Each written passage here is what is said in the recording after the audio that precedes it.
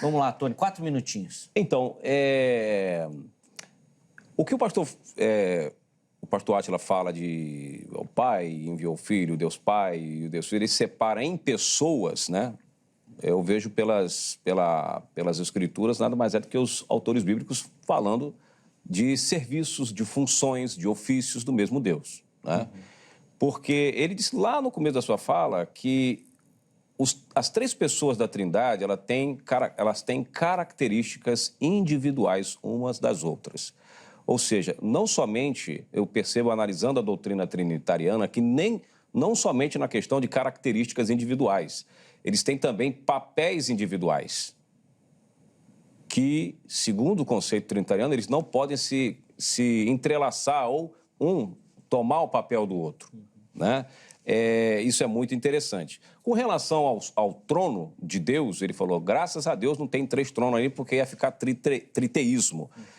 Ia ser o triteísmo, vamos dizer assim, oficial, não ia ter como dizer que não era 3 pessoas. Mas desde o princípio, que ele está dizendo que são pessoas individuais,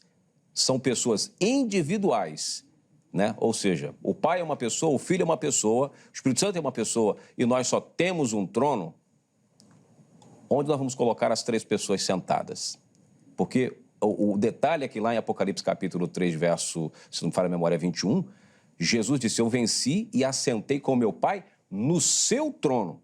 Nesse texto especificamente, o Espírito Santo nem é mencionado ali por Jesus, ele não tem trono para ele. Então, eu venci e me assentei com meu Pai no seu trono, quem vencer vai se assentar comigo no meu trono. Esse trono dele, ele está falando de governo milenar, está falando de milênio, aquela coisa toda, quem entende de escatologia sabe melhor do que eu, né, o que estamos falando. Então, quer dizer, nós vemos Deus anunciando no Velho Testamento, lá em Zacarias capítulo 11, verso 13, ali, se não me falha a memória, dizendo, olha, vocês vão me vender, né? O próprio Deus falando, o próprio Jeová falando, vocês vão calcular meu preço 30 moedas de prata. Isso é Jeová dizendo. Não é Jesus que está falando ali, é Jeová. Ó, vocês vão me trazer, eu vou estar, o meu povo vai calcular o meu valor, 30 moedas de prata. Bom, aí nós teríamos um problema, que são pessoas com características individuais, que uma não interfere no lugar da outra. João vai dizer lá em 1 João capítulo 2, não pequeis, verso 1, mas se pecar, tendes um advogado para com o Pai, que é Jesus Cristo. João afirma que Jesus Cristo temos não 2 advogados, um advogado, que é Jesus Cristo. Só que o próprio Jesus Cristo fala, eu vou enviar outro advogado, já tem 2 advogados. O que João não está, né, se a gente for analisar, que João está saindo meio da linha. E tem um detalhe, quando Davi, ele dialoga com Saul, ele discute com Saul, ele fala assim, olha, lá em 1 Samuel, capítulo 24, verso 15, o Senhor, Jeová, será juiz entre mim e ti e advogará a minha causa. Vemos Jeová sendo advogado de Davi. O Espírito Santo, terceira pessoa, também vai ser o nosso advogado, vai estar conosco.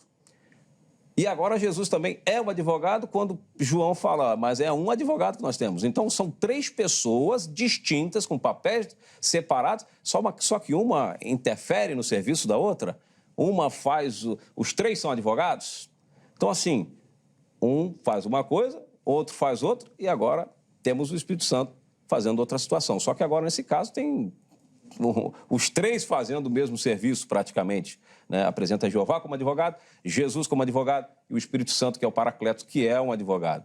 Então, assim, dentro da teologia dos 3, fica difícil você compreender isso de forma racional, mas na teologia bíblica, na doutrina bíblica da unicidade, você vai entender que se trata da mesma pessoa com manifestações em períodos distintos. Ouve, ó Israel, o Senhor nosso Deus é um. Somente ao Senhor teu Deus adorarás, só Ele servirá. Boa.